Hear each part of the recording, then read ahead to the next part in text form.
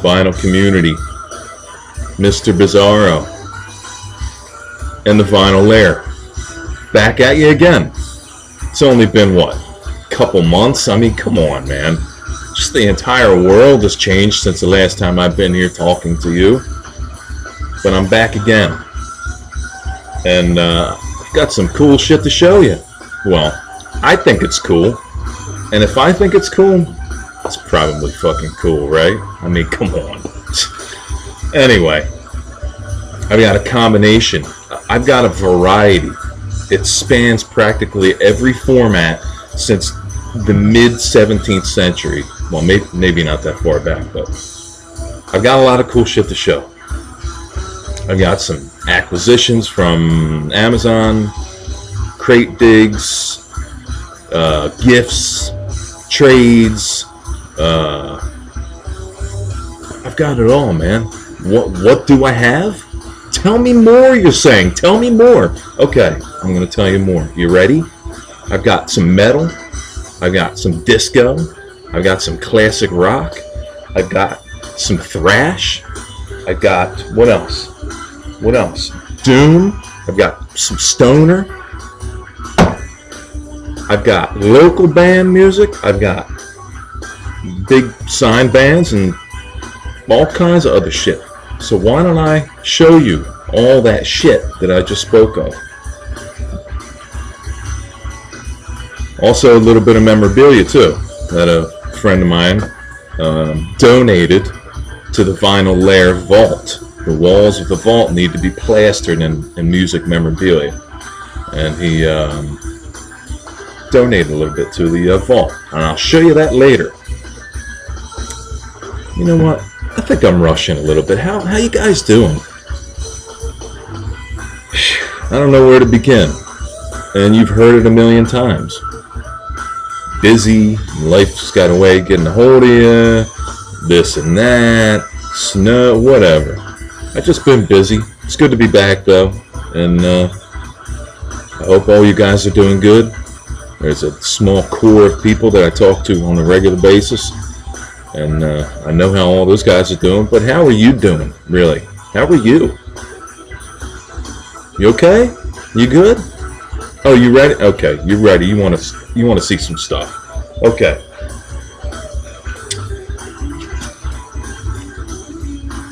All right, wait a minute.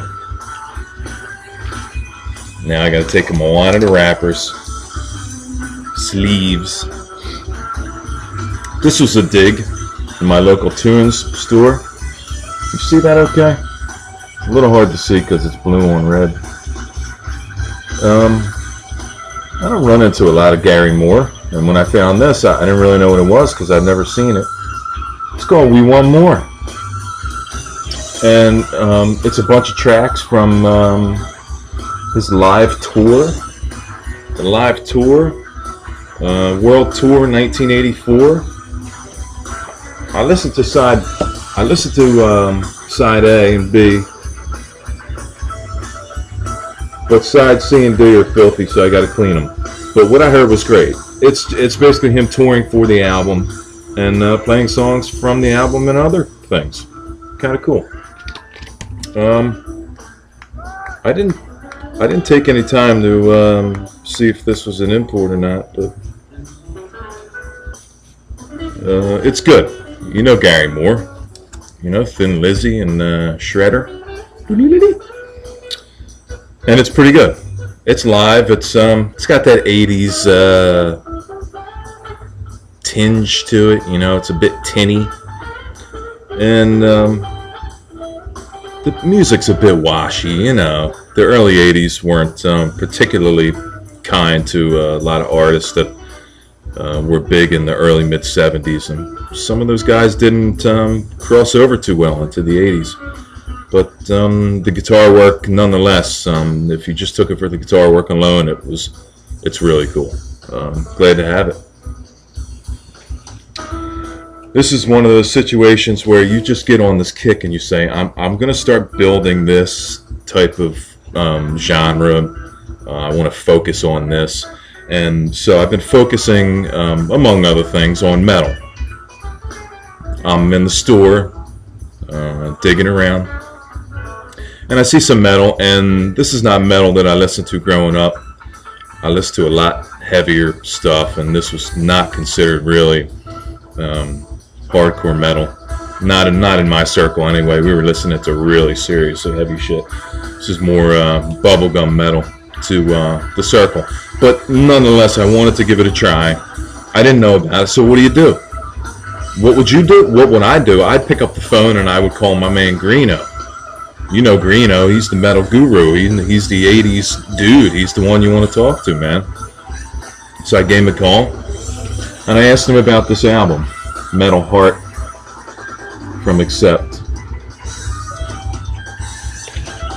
And it's one of those vinyl community synchronicity moments. Because the moment I called, he said he was just getting ready to do a video response to someone else's contest talking about first concerts, and this happened to be one of the bands playing in his first concert. So he said, yeah, get it. And I got it just on that principle alone. It just seemed to, I don't know, wanted to go with me, so I picked it up. Music, good music, more on the commercial side, the popular side. And production is totally tinny and coked out 80s production. But it's not bad. Thanks for the tip. That's the dude I call. And there's more stuff in here that I saw and I didn't know and I wasn't sure. And what do? Ring! You call Greeno. This was an Amazon buy. I'm saying too much, so. I wanted it's hard not to say when you haven't thought out your sentence, but I'm not going to say it anymore.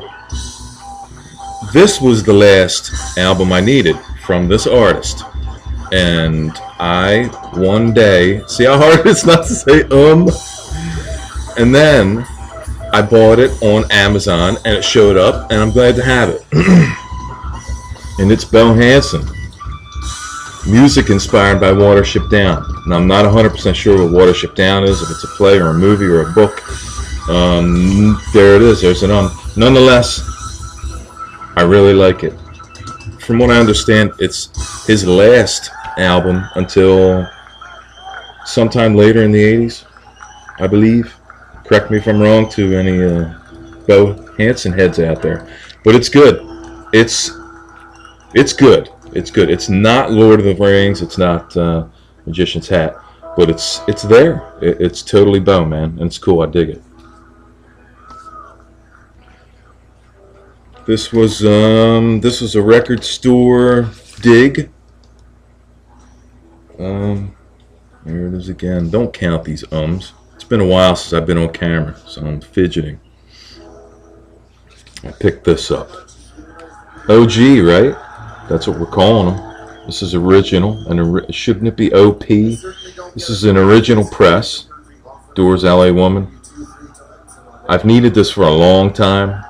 I've ran across a few of the second presses where it's just printed on.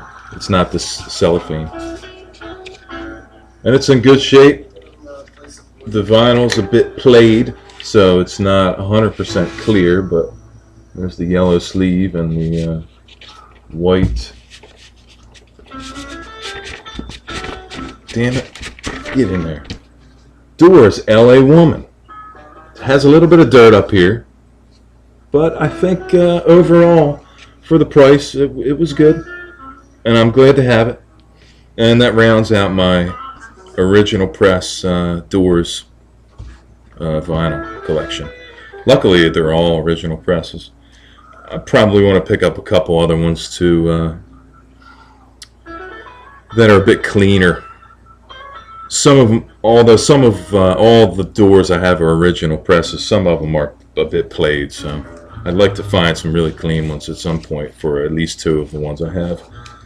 This wasn't actively looking for this. When I found it and saw the condition it is, that it was in rather, I picked it right up. And it's Shakedown Street from the Dead. And it's 100%, man.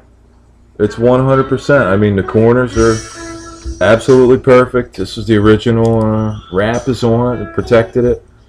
No foxing or stains or ring wear. Very clean vinyl. Really shiny, you know, that shiny, unplayed vinyl look. Shakedown Street. This is priced at the upper end, but it was really clean, and you could tell it wasn't really played, so I picked it up. This was another one I picked up in the record store. I didn't know what it was, but I remembered somebody talking about it in a video. So what did I do? I called Greeno, and I said, "Hey, Greeno, what's the deal? Tell me about it." And he gave me the rundown on it, gave me the info and what the pricing should be. It was below that, so I picked it up. It's hard rock, and it's more mainstream rock, but it's got that 70s production, and it's got some energy to it, and I'm enjoying it. Although you could say it's cheesy, but I can't really bash on it too much because it's heavy and I love the sound. It's got a great sound to it. I can't be too critical. I can't. It's good. That's what I'm going to say about Moxie. It's good. I like to find the first one. I think LJ just showed a Moxie, the one. I believe it was one. Black cover. This is Moxie 2 Red. Glad to have that. Another record store dig. I typically don't pick up greatest hits, but this was cheap and very clean. And what I liked about it was an early best of, or greatest hits rather. So it's from like '74. So it's got all the really early Alice Cooper on it. So I thought it was worth it. Also, I don't have Muscle of Love yet. I'm still looking for that on vinyl, and this has Muscle on it. So. And some more Alice coming up soon. So greatest hits, very clean. This came from a friend of mine, along with some other things that I'll show you when I get to that format. This came, excuse me, from my friend Vance. Vance and Lisa in Chi-Town, what up? He sent me a little care package when he found out that I was taking up a new format to collect. And send me some vinyl and some other format stuff, which I'll show you in a minute. But he sent me this. He sent me this Rory Gallagher. He knows I'm a sick Rory Gallagher fan, and I've been collecting them. When I find them, I buy them. And he sent me this cool 12-inch, and it's got big guns. And what was the other one again? Double Vision. It's some of his later stuff, but really clean, really clean. On Mercury, sounds good. I believe it's later. It's definitely later in his career, so early '80s, '82. So again, Rory had a bit of difficulty adjusting to the change from the '70s feel to the '80s. I sometimes think they shouldn't have just tried changing at all, and just kept on doing what they were doing. Seems the bands that just kind of kept doing what they do and didn't worry about trends or anything like that kind of made out a little bit better as far as longevity is concerned.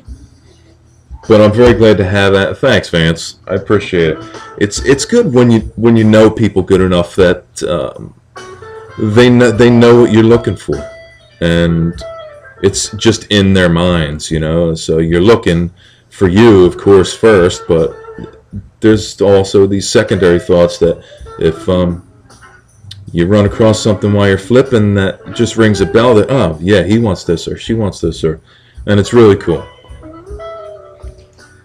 This was the third phone call that I made to Greeno in one day for information on metal.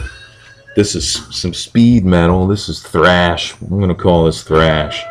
This is Canadian thrash, I believe, called Sacrifice, and it's called Torment and Fire, and this is an original on Metal Blade. It's that typical. It's first of all, it's really fast, and it actually has some complexity to it, so it's not bad as far as that's concerned. It's satanic-y, so there's a lot of scary sounds in the beginning, and they talk about Satan coming, and the demons are going to strip your skin off and eat you, and it's fun. It's just plain fun. I mean, what's more fun than demons stripping off your flesh and defecating you out eternally? So I picked it up.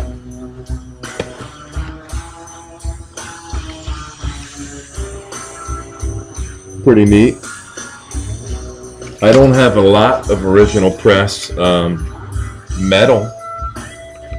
It's slowly building because, man, it's just difficult to find. Difficult. These, what do I have here? Hold on. These next three these actually came to the vinyl Lair. These actually came and were delivered to me from an old friend of mine, Sean.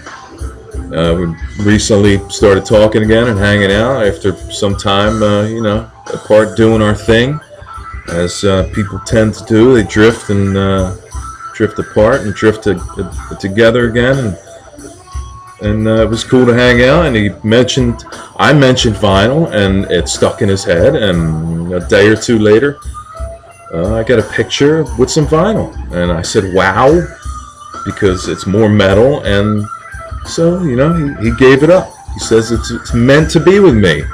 It just happened that way. He just found it after all these years. Wasn't looking for it, just ran across it. And then he hears me talking about vinyl, and there you go. There's no interest as far as he's concerned. So it goes to a new home where it'll be taken care of. And we're better than the vinyl Lair. The vault is nothing more secure than the vault. Right? That's what I said when I saw the picture. Let's jump in the fire from Metallica. And this is an English. It's an English press from England. And I was pretty psyched to see this. Pretty cool, right? Yeah, there's the, if you want to give those guys, send them a letter and see how many copies they have left. Maybe you can get a couple sent to your house, or not. This is pretty cool.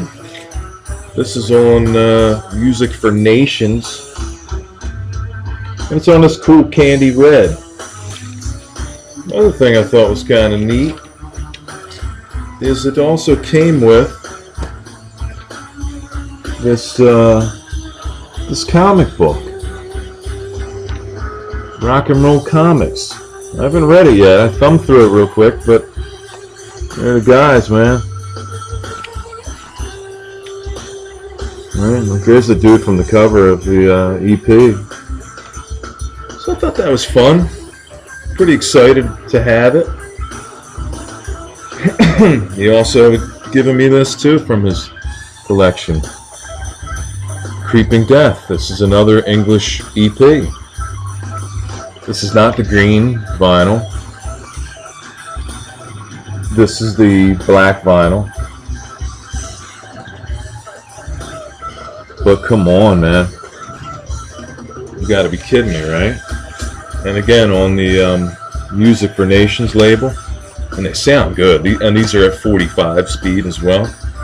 Sound very nice. He had given me this, and I knew the name, of course, but I never explored them. Never explored them until today. It's the first time I dropped the needle on any of their stuff. I don't even remember the name of this album, as a matter of fact. But this is Husker Du. And let me read this for you. Warehouse Songs and Stories. That's the name of the album. And it's a double LP. And this is mid-late 80s. I think 86 or something like that. I'm pretty sure it's mid-late 80s. And it's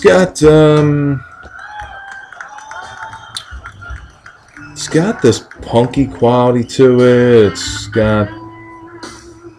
It's hard for me to really It's tinny, I'll tell you that much. The recording's tinny, man. It's real trebly. Of course, that's nothing new as far as production's concerned and engineering in the 80s. Everything was tinny. But it reminds me of what you hear later in like a Seattle sound. I want to say Screaming Trees and stuff like that, and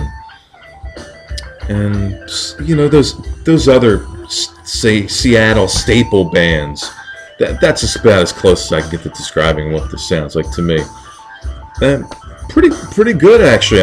I'm going to give it some more spins. It's good enough to where I want to listen to it again a couple more times, and it's going to stay. This was some VCLT from the aforementioned Green O. He sent this to me. This is a local band. I want to say from Pennsylvania. I could be wrong. It's called Carousel. I can't get that close enough for you to read that hype sticker. Carousel. Rock. Stonery. High energy rock. Neat. Cool guitar licks.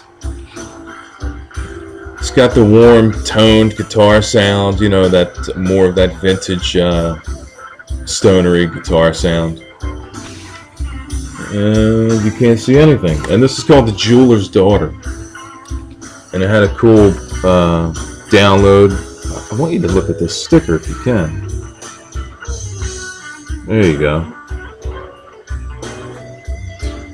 Yeah, so this came from Green O, and this is the Wizard Smoke time. Bang! Bang right back at you, Greeno. Excuse me. Okay. I'm wondering if I should save this shit till last. Now, I'm going to show it to you now. Okay. These are all brand new buys. And Amazon buys. This is a band Dana Carey is in. It's a side project of his. It's been around for some time, from what I read, and they just now last year got around to releasing an album, and I believe this is called, I want to say Insitar, but this is Volto. This is jam music, but very progressive, as you can imagine. Danny Carey, the drummer from Tool. It's got that progressive, manic type of playing, explosive at times, that you get from Danny Carey. And I really enjoy this. It's a gatefold, of course, and it's a double LP. And let's see if I can show you. Let me get it set up the right way. Of course, it's going to be a problem now that I want you to see it. I don't know if you can see it or not. Probably not. Can you see it? Can you see it? Probably not. Anyway, it's the cover. It's that rat. It's that drunken rat. It's this guy. It's that guy. It's etched on the fourth side. The fourth side's dead wax. It's all dead. And I really enjoy that. Oh, by the way, recorded in analog. This is an analog recording, totally true, 100%. 180 gram, and it sounds really good. Really good. I recommend it to anybody that's in the progressive, if you're in the Tool, if you're in the jam band, if you're into complexity, if you're into, there's more mellow elements to this as well. But overall, awesome. I love it. Volto. When I tell you, remember we talked about earlier about wanting to focus on a certain band and attempting to complete it. And there are very few bands that I care enough about absolutely completing everything they have. And for the longest time, it has been such an issue to find anything by this band because it is so difficult to find. There was one repress in the mid-2000s, and there was a second, I believe, repress of this album in 2010. This is the only one that I can find that's under ridiculous money. To complete this catalog, you should probably have conservatively $700 set aside, because it's that expensive. Some of these LPs, these releases, were never repressed at all, and finding originals.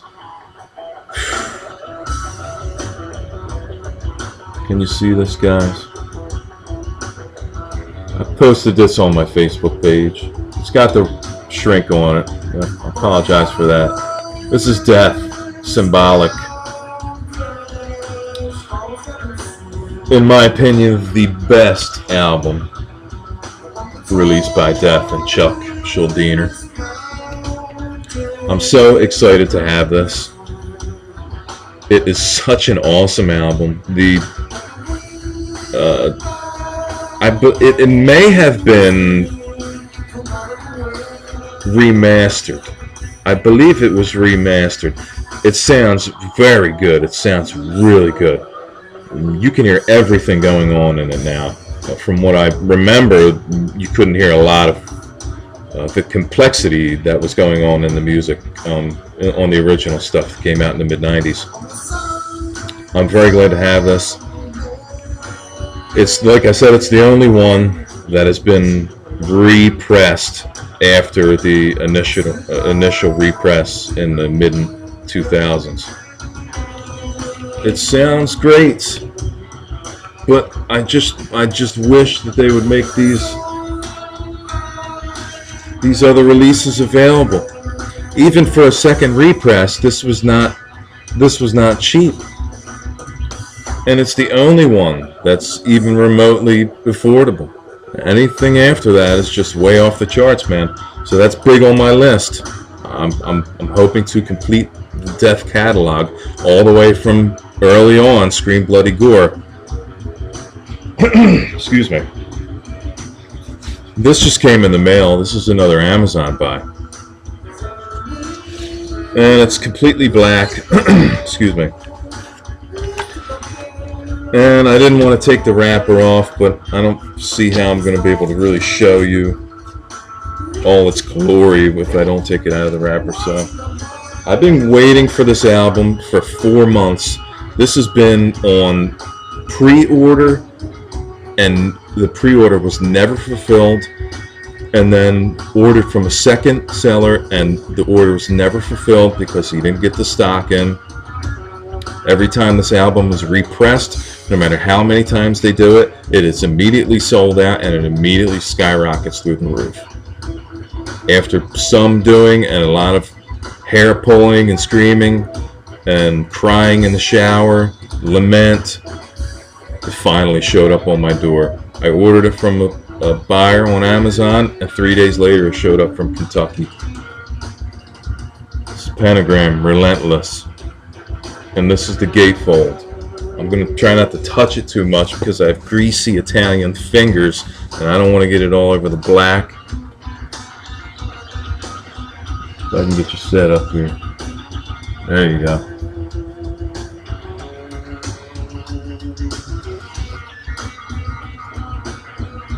I'll show you the back. Nothing much on the back. I do want to show you this.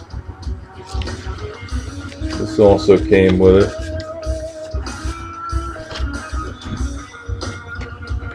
Cool poster.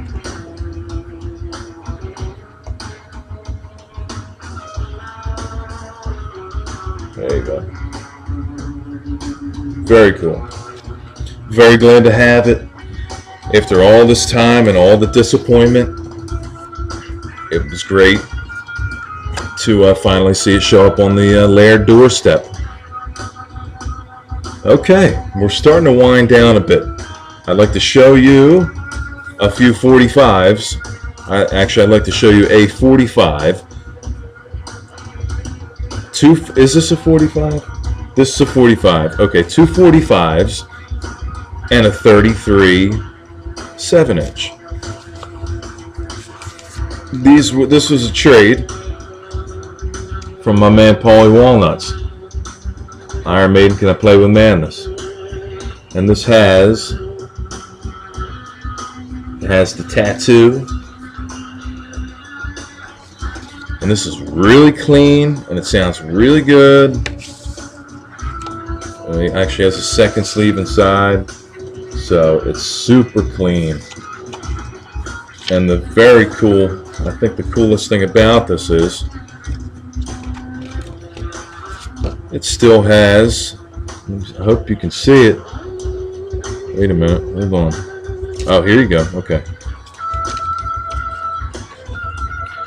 Still has the original tattoo,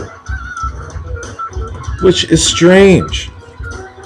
You know, people in their teens bought these albums, and man, I'd be slapping that thing on my neck or something and walking around with that tattoo. I traded that and this for some Beatles 45s and some Johnny Cash stuff that Paulie Walnuts wanted. What's up, Paulie Walnuts? He says he's not making videos anymore. I don't know. I think you should make another video, dude. I don't know why you wouldn't. Anyway, this is actually a 7-inch mini LP. And this is from the Muscle of Love record. I've never heard of these before. I didn't know they existed. But as you see here, it says it's recorded especially for the Little LP series. Now, I can't find anything else about the Little LP series. But here are the tracks.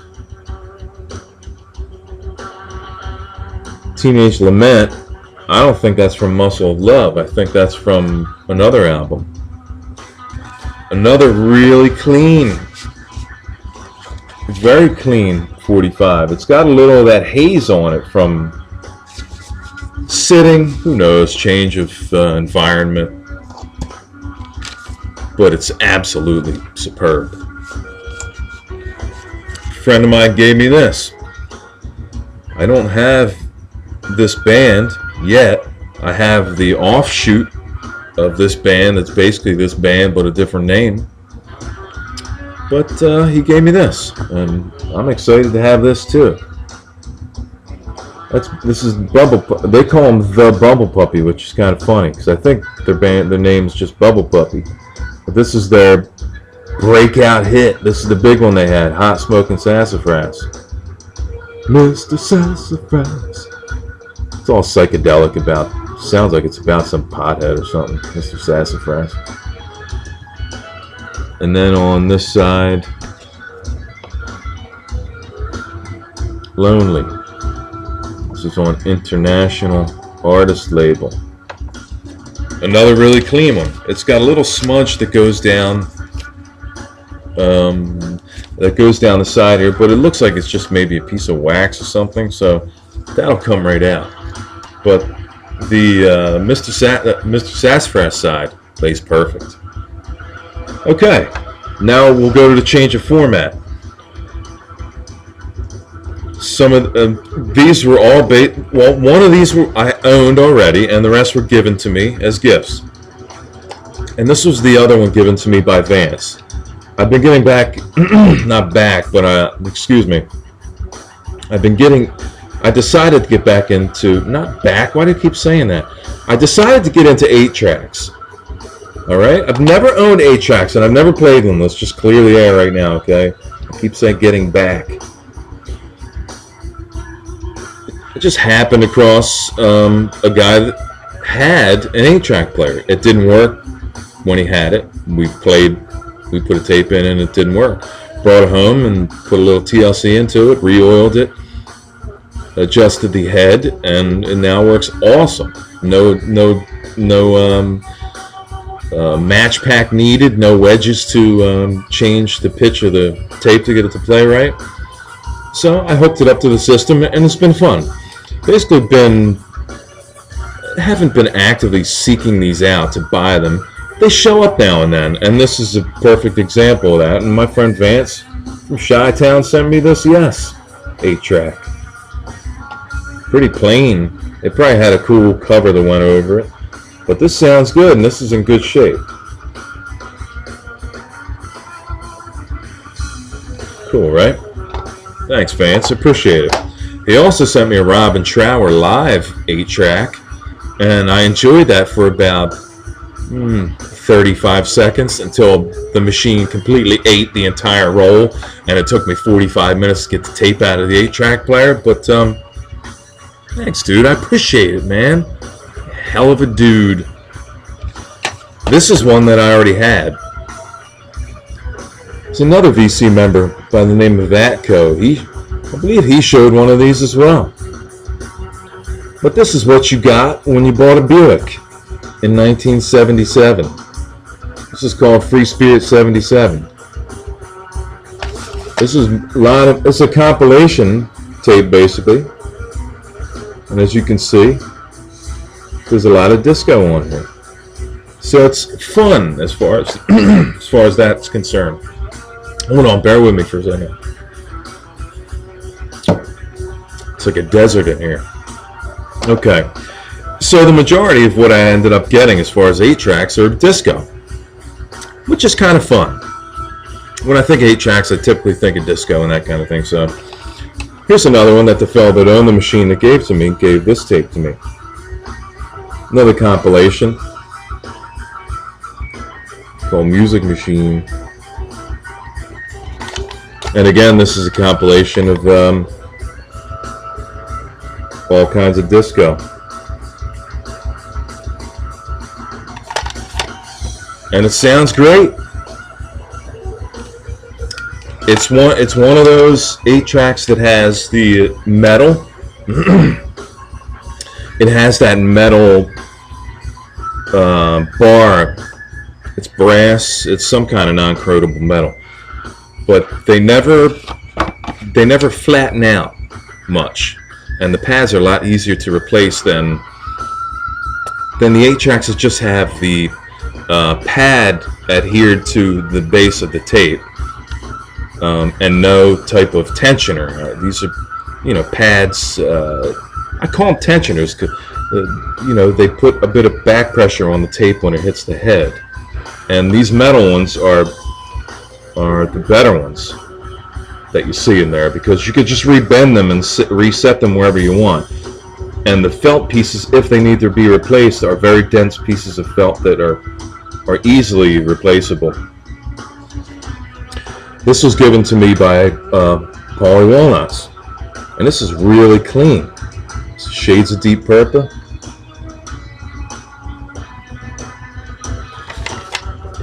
I listened to this album when I was younger, but I never really absorbed it. But there are a lot of covers on this album. It's not the kind of Deep Purple I think of when I think about Deep Purple. But it's really clean, and it has this sleeve. It doesn't match the tape, but it even has a sleeve in it. And it sounds really good. Alright, we're just about done, guys. I have 2 pieces of memorabilia to show you, and then we're off. That'll be it. By the way, it is 11:33 on a Sunday, and we're about to get pummeled with a bunch of ice and snow, and so I figured I'd just stay up and hang out with you guys. What the hell, right?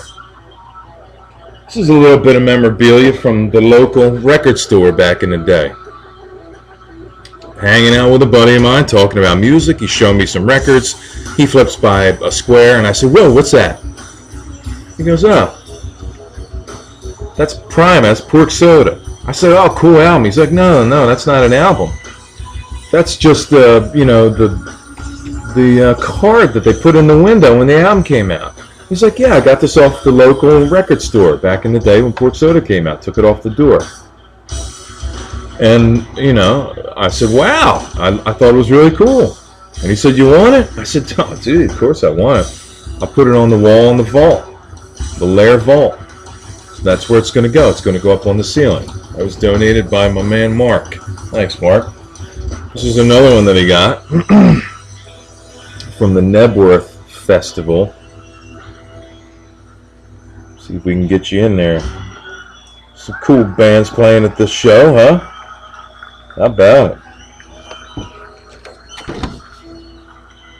Just something cool from back in the day. These are all vintage. Came off the door from back in the early 90s when these albums and DVD or VCR tape back then had just been released. Seems I've burned up all the past stock and the recent finds and the gifts, the donations to the Lair vault. I don't have much more to show you. I think that about wraps it up for me. It's been really cool hanging out with you guys again. Once I get myself a nice stockpile, a backlog as it were of stuff to show you, and of course after I've played it and absorbed it and enjoyed it, I won't typically show you anything that I haven't listened to and that I can't tell you something about. I think that's fine that other people do, but I'd like to give you as much personal insight on these albums as I can. On that note, thank you. I have been getting new subscribers, and I don't know how you get new subscribers when you haven't posted a video in a month and a half, but thank you very much. I hope you've been enjoying the old videos. This is a new video, and we will have more to come, as I will be continuing to dig and buy vinyl and finding 8-tracks, whatever the case may be, whatever the format may be.